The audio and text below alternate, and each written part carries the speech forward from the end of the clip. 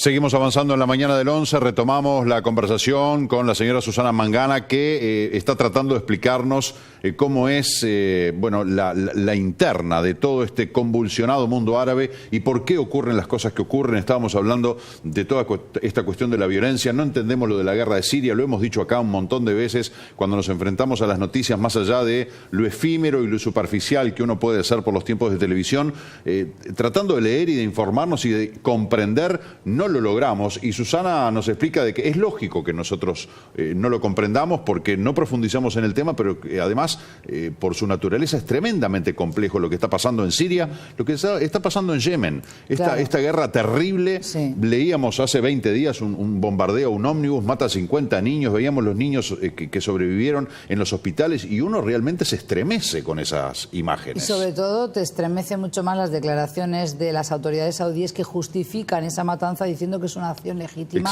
en el marco de esa guerra, ¿no? Una contienda que empezó siendo también un conflicto civil entre tribus y otra vez la pugna por el poder político. Y esos niños desnutridos. Claro, pero ahí tenemos el nivel de desnutrición infantil, o sea, prácticamente el 75%, 80% de la población de Yemen, Marcelo, está sufriendo de lo que hoy llaman eufemísticamente insuficiencia alimentaria, o sea, de hambre. Sí. Se están muriendo de hambre, o si no por el brote de cólera que ya a diciembre del 2017 se había cobrado 1 millón de vidas. Estos son cifras lacerantes, espantosas. No deberíamos poder convivir con eso y dormir tranquilos. Y a mí me parece que es importante que, al igual que hemos hablado, por lo menos yo he hablado mucho de la guerra de Siria, que comenzó siendo otro capítulo más de aquello que llamamos la primavera árabe, las revueltas árabes a raíz de lo que fue la revuelta del Jazmín en Túnez, que comenzó en diciembre del 2010 y cristalizó en enero del 2011 y después fue salpicando en todo el norte de África, Egipto, Libia, Marruecos, pero también hasta llegar al capítulo de la península arábiga, y encalló fuertemente en Libia con Gaddafi, pero también que supo ser muy resiliente, pero también, por supuesto, con el gobierno de Bashar al-Assad, que estuvo sostenido desde el primer momento por Irán, por la facción de la guerrilla de Hezbollah, que es un próximo de Irán, o sea, su tutela, su patrón es Irán, pero también después tenemos a Rusia, que intervino decisivamente en el conflicto, volcando la balanza a favor de Bashar al-Assad, ¿verdad? Y aquí tenemos esa división, ese puzzle étnico confesional que tenemos también en Irak, en Siria, donde no todos son árabes. Tenemos, por ejemplo, a los kurdos en el norte, estamos hablando de dos distintas etnias, tenemos también distintas religiosidades, la mayoría son árabes suníes, pero hay otros que son chiíes, dentro de los chiíes hay distintas facciones, y también tenemos un 12% de cristianos con distintas comunidades, ortodoxos, grecortodoxos, tenemos a los siriacos, tenemos también a los melquitas, maronitas, a los católicos. Entonces eso es lo que hace que sea más difícil comprender esa maraña de intereses azuzados siempre por las potencias regionales. Turquía, que quiere una cosa, pero también Arabia Saudí o Emiratos Árabes Unidos. Después tenemos a Israel, más en la sombra, pero también actuando. Tenemos, por supuesto, luego a las potencias de siempre, a Estados Unidos, pero también la troika europea. Estuvo mal el atentado de Bataclan, pero peor estuvo la reacción. Vamos a bombardear sin importarnos quién caiga, ¿verdad? Porque tenemos que defender nuestro orgullo herido. Y todo eso yo creo que nos hace hablar de una hipocresía mundial que, si no la paramos, estamos en esta sangría, porque hay una carrera armamentista brutal. Esto lo único que hace es dar pingües beneficios a las industrias de armamento, no solo de Estados Unidos, la propia España, que le vende armas, por ejemplo, a Arabia Saudí, sabiendo todos nosotros españoles que las están utilizando en esta guerra y misericordia en Yemen. Es horrible lo que ocurre en Yemen, porque son uno de los países, si no el más pobre de la tierra, junto con Haití y otros de África, pero es muy lamentable. Un país que tendría que tener riqueza, porque es muy próximo a los países que son productores de petróleo, Qatar, Emiratos Árabes Unidos, Kuwait, y sin embargo está sumido en esta guerra atroz con la connivencia de países, como dije antes, de la Unión Europea o de Estados Unidos, que prefieren mirar a un costado. ¿Por qué? Porque el que está tirando las bombas en Yemen es nuestro aliado en Oriente Medio, Arabia Saudí, que está en esta contienda también con Irán, que luego nos lo disfrazan de guerra sectaria. Entonces el uruguayo medio dice, estos están siempre locos luchando por la religión, cuando no es así. Ninguna religión que se precie de serlo, ninguna, reitero, te manda a matar a un inocente. Lo que esto es una herramienta, las religiones se han convertido en una herramienta para dividir, para vencer, para enfrentar y oponer. Por eso yo hablo de confesionalismo en la política exterior de Estados Unidos, no solo de esta administración, de otras antes que el presidente Trump, que lo que han hecho es dividir, sectarizar los conflictos y después ellos llegan allí para imponer su modelo de paz, de democracia, que no es la democracia que quizás estén necesitando esos pueblos y en cualquier caso no la están votando ellos. Entonces, esto es todo muy lamentable y claro, si la persona no entiende los términos, no comprende la diferencia entre un árabe y un musulmán, menos va a comprender la diferencia entre un islamista y un musulmán, y luego quién es el integrista. Y ahí es donde yo creo que la academia tenemos un trabajo a hacer, pero claro, me encantaría no ser la casi única que habla de estos temas, sino que me gustaría ir conformando, porque ya hay estudiantes egresados de Relaciones Internacionales, de públicas y privadas, tenemos también a otros docentes que le interesa la política internacional, que podríamos conformar esos equipos de trabajo, que tímidamente lo vamos haciendo, pero no con la contundencia que me parece que esta temática merece, porque yo te decía en el intermedio también que ya veo que hay alarmas que se van elevando, por ejemplo, en Argentina, con el tema ayer mismo de la detención del clan Barakat, que si hay células integristas de Hezbollah en la triple frontera, que si podría haber un vínculo entre el narcotráfico y los yihadistas que operan en el Sahel, en la franja costera de África. Yo estudio todo eso, de hecho doy conferencias, asisto a congresos de, por ejemplo, prevención de lavado de activos, donde esta temática se sigue muy de cerca, y sí puedo aseverar que hay vasos comunicantes entre la economía criminal, es decir, entre las organizaciones de narcotraficantes latinoamericanas, no solo el cartel de Jalisco o los Zetas en México, sino también los caqueteños de Colombia y otros nombres, ¿verdad? Los chinos, los turcos, que también son mafias que operan ahí en la triple frontera, en Foz de Iguazú, Ciudad del Este, Puerto Iguazú, ¿verdad? Y que después mandan la droga, también tráfico de armas, de personas, para Europa a través de puertos del África Occidental. Por ejemplo, se aprendieron alijos de cocaína que iba del puerto de Montevideo, por ejemplo, para Guinea-Bissau, y desde allí luego se vuelve a empaquetar, se fracciona y se mandan en buques pesqueros para Galicia, puerto de entrada en España. Esto preocupa mucho a autoridades, pero también a analistas en España, en Europa, y yo lo sigo de cerca con colegas también de Argentina, todo lo que es la vinculación con seguridad, terrorismo internacional.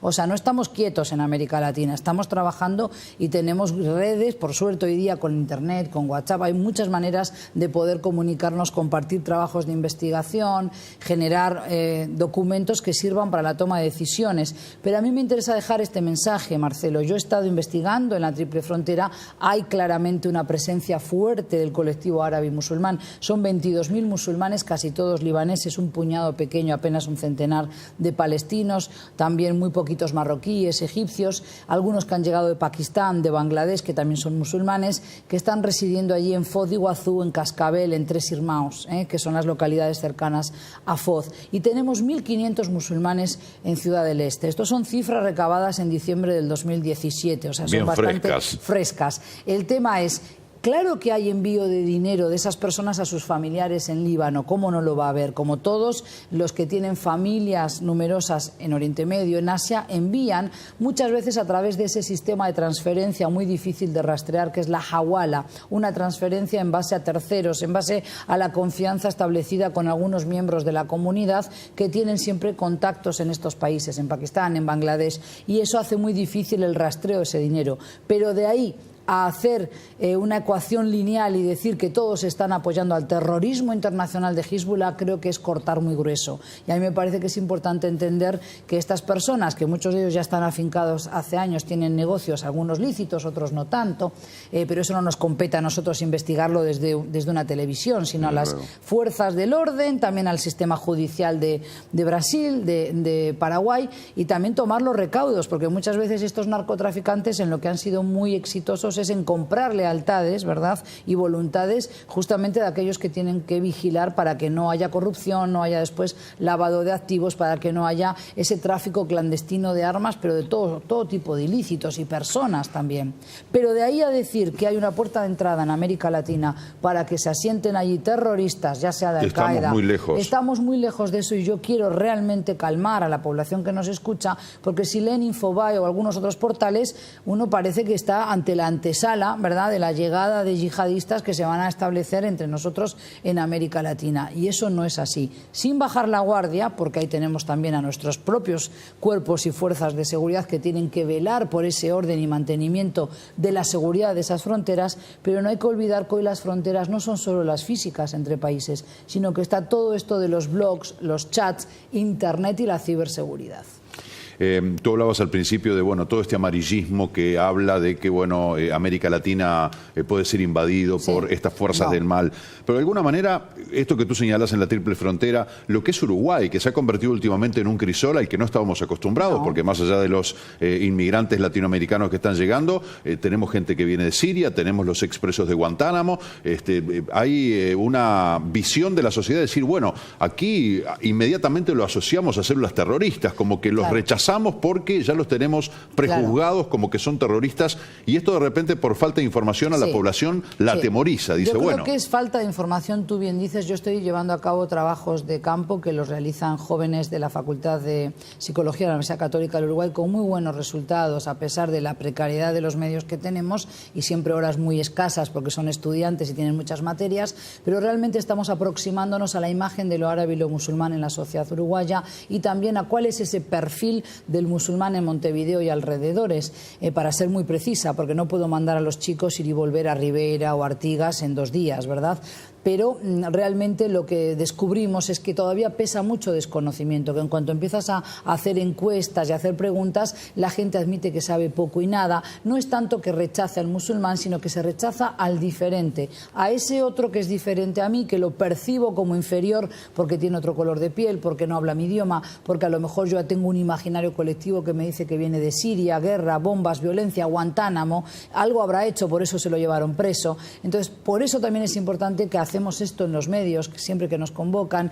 Te agradezco mucho la entrevista, porque de alguna manera es no caer en reiteración, ¿verdad? No volver a azuzar el miedo, decía yo, a que todos los musulmanes son radicales, porque fíjate, Marcelo, un dato importante, contundente, son 1.730 millones al día de hoy los musulmanes en el mundo, son 2.000 millones de cristianos a secas, sin dividir protestantes, católicos, pero para el 2030, pasado mañana, esperamos estar vivos todavía tú y yo, entonces en ese momento van a sobrepasar al número de cristianos. ¿Qué hacemos con ellos? ¿Cómo podemos blindarnos si todos son terroristas en potencia? Por eso es muy nefasto cuando algunas personas, incluso de mi país, llegan hasta Uruguay y hacen ese tipo de aseveraciones a la ligera. Me parece que no es justo, no es correcto, y estamos en un siglo XXI totalmente globalizado, donde compramos coches chinos, donde se fabrican piezas en Corea, donde tenemos la posibilidad de bajar y descargar música que es pop coreano, por ejemplo, entre jóvenes.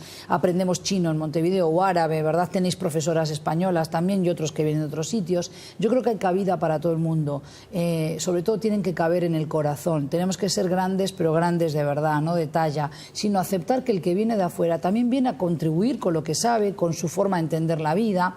Entonces, que podemos nutrirnos de muchas cuestiones que pueden ser compartidas, porque eso que llamamos derechos humanos, eso que llamamos el buen vivir, la convivencia, es algo que persigue todo inmigrante también. Por supuesto que puede haber alguien que no persiga eso y quiera hacer el mal. Para eso está el Estado de Derecho, para eso está la justicia en Uruguay, que sabrá penalizar a esa persona. Pero, entre tanto, yo creo que es tarea de todos nosotros acoger, recibir a estas personas, hacerlos sentir bien en casa, como han hecho conmigo, buscar un modelo de inserción social donde también pongamos en valor aquello que trae el inmigrante. Porque no siempre es que hay que prepararlo para trabajar. Cuando leo titulares de prensa española muy capciosos, me duele, porque dicen, hay que prepararlos, hay que formarlos. Bueno, preocúpate de saber qué sabe hacer esa persona, porque a lo mejor te sorprende un uruguayo, que siempre decimos MacGyver, un uruguayo cualquiera que sea, es mucho más ducho con cosas de casa que cualquier español de esa misma edad, doy fe de ello. ¿Por qué? Porque habéis tenido que rebuscaros, porque de repente no había posibilidades de llamar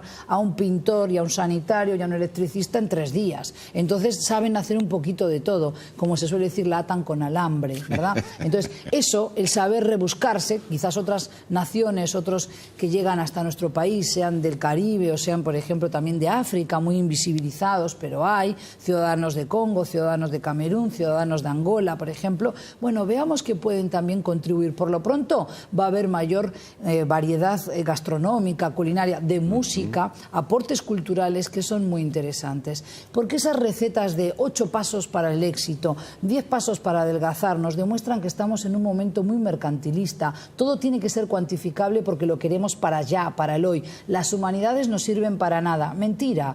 Los más exitosos como empresarios son personas que tienen una visión global del mundo y que no solo te hablan de Porter, eso lo estudias hasta en internet sin ir a clase y sin profesor. Lo que realmente te da el diferencial es esa capacidad de tener empatía con el otro, hablar en público, presentar tus ideas de manera eficaz, eficiente en el tiempo. Y eso solo se puede aprender si dices, voy a dejarme empapar y voy a dejarme sorprender hoy por lo que encuentro.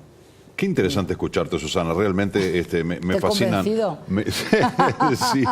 me fascina escucharte y la gente va a tener la posibilidad también porque hoy vas a dar una charla a las 5 de la tarde. A las 5 de la tarde voy a estar compartiendo un momento de intercambio con todos aquellos que quieran acercarse al espacio Gorlero.